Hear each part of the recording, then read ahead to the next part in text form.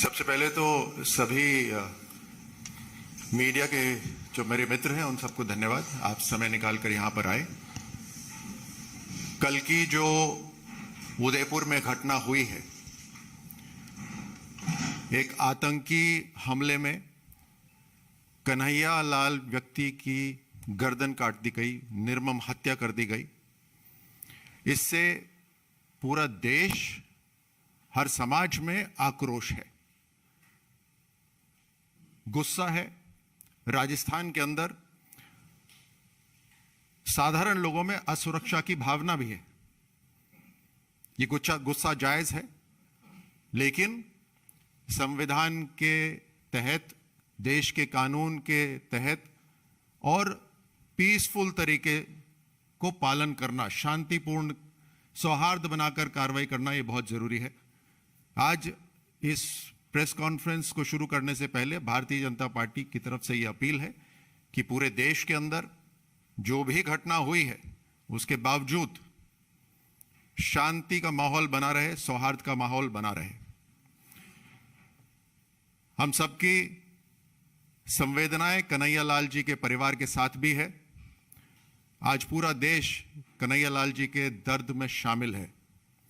हम उनके परिवार के साथ हैं और ऐसी जितनी भी घटनाएं अभी तक हुई हैं, आतंकी हमलों में जो लोग मारे गए हैं, उनके परिवार के साथ पूरा देश खड़ा हुआ है। इस समय भगवान उनके परिवार को हिम्मत दे, दुख सहन करने की शक्ति दे। राजस्थान की राज्य सरकार की जो पिछले 3.5 साल में जिस तरह से उन्होंने कार्रवाई करी है, पूरी तरह से राज्य सरकार इस आतंकी हमले के लिए जिम्मेदार है। ये अपने आप में एक अलग घटना नहीं है। ऐसी घटनाएं बार बार राजस्थान में हो रही हैं। ऐसे आतंकी संगठन राजस्थान में पनप रहे हैं और राजस्थान सरकार ने डायरेक्टली या इनडायरेक्टली इनके बढ़ावे के अंदर इनको प्रोत्साहित करने में कोई कसर नहीं छोड़ी है। एक के बाद एक राजस्थान सरकार के जो फैसले हुए हैं वो साफ तरह से तुष्टीकरण दिखाते हैं। एक संप्रदाय की तरफ नरमी और दूसरे संप्रदाय की तरफ सख्ती। आप इसी से समझ सकते हैं कि इस घटनाक्रम के अंदर, उदयपुर की इस घटनाक्रम के अंदर सबसे पहले गिरफ्तारी कन्हैया की हुई और कन्हैया लगातार लोकल पुलिस से सिक्योरिटी मांगता रहा, लेकिन उसे सिक्योरिटी नहीं दी गई, बल्कि उसके ऊपर प्रेशर बनाया गया कि वो समझौता कर ले। और आप ताज्जुब करेंगे कि सिक्योरिटी कन्हैया को ना देकर जो हत्यारे थे उनके भाइयों को सुरक्षा दी गई। 6 दिन तक जब अपनी दुकान बंद रखी, उसके बाद जिस दिन उसने खोली, उसकी हत्या कर दी गई। आप इस बात से भी चौंकेंगे कि यह घटना हुई और राजस्थान के गृह मंत्री, जिनकी अपनी जिम्मेदारी होनी चाहिए, वही जो राजस्थान के मुख्यमंत्री भी हैं, और बड़ी जिम्मेदारी हो जाती है, वो इस घटना को मर्डर कहते हैं, हत्याकांड कहते हैं।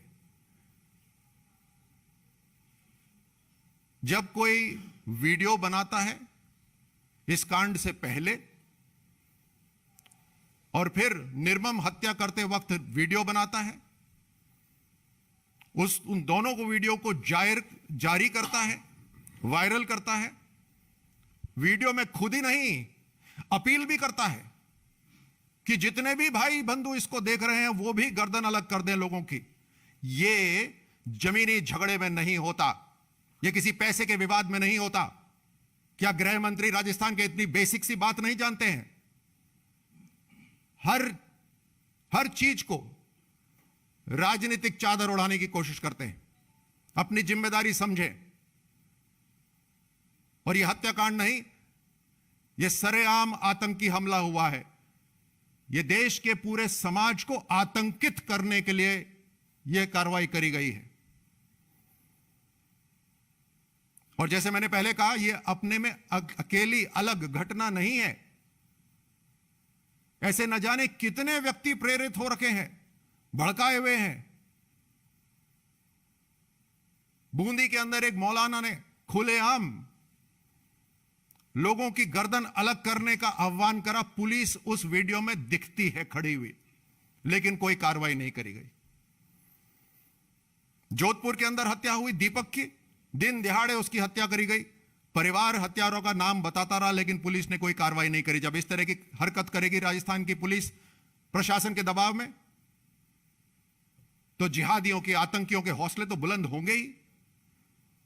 पिछले अक्टूबर के अंदर एक हिंदू युवक की बेरहमी से हत्या करी गई जोधपुर के अंदर, उसकी टांगें काट दी गई। रतन सोनी आरएसएस के कार्यकर्ता की हत्या कर दी गई। पिछले 6 महीने के अंदर एक भी सप्ताह ऐसा नहीं गया जब राजस्थान के अंदर कोई ना कोई आतंकी जिहादी कांड नहीं हुआ हो। और इसके लिए सरासर राजस्थान की सरकार जिम्मेदार है।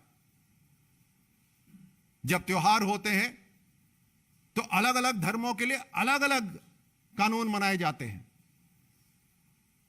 एक समुदाय के ऊपर त्योहारों पे अंकुश लगाया जाता है, बंदिश लगाई जाती है, और उसी के साथ साथ जब दूसरे समाज के त्योहार हो रहे होते हैं तो उनको खुली छूट दी जाती है।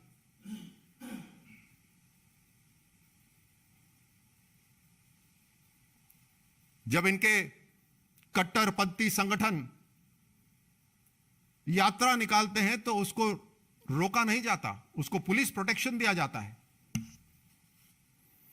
स्लीपर सेल राजस्थान के अंदर आ गए हैं। आतंकी संगठनों के साथ इन सब का कहीं ना कहीं मेल मिलाप है, गहरी साजिश है ये, और उसके अंदर लॉ एंड ऑर्डर जीरो है। जनता की सुरक्षा को दरकिनार करके राजस्थान के अंदर जो पुलिस का इंटेलिजेंस है वो केवल और केवल राजनीतिक इंटेलिजेंस गैदरिंग के लिए इस्तेमाल हो रहा है। अगर राजस्थान के मुख्यमंत्री हर चीज के लिए प्रधानमंत्री जी को याद करेंगे तो अपनी कुर्सी क्यों नहीं छोड़ देते? जब कुर्सी संभल नहीं रही, जब जनता की सुरक्षा नहीं हो पा रही, जब अंदरूनी खींचतान चल रही है कांग्रेस के अंदर इतनी जबरदस्त, तो कम से कम एक मॉरल ऑब्लिगेशन के तहत या तो अपनी जिम्मेदारी निभाएं या उस जिम्मेदारी से हट जाएं। ये वोट बैंक की राजनीति, ये तुष्टीकरण की राजनीति समाज को बांट रही है, और देश के अंदर और विदेश से जो आतंकी संगठन हमारे देश को डिस्टेबलाइज करना चाहते हैं, अस्थिर करना चाहते हैं, उनको बढ़ावा देने के लिए राजस्थान की भूमि इस्तेमाल की जा रही है।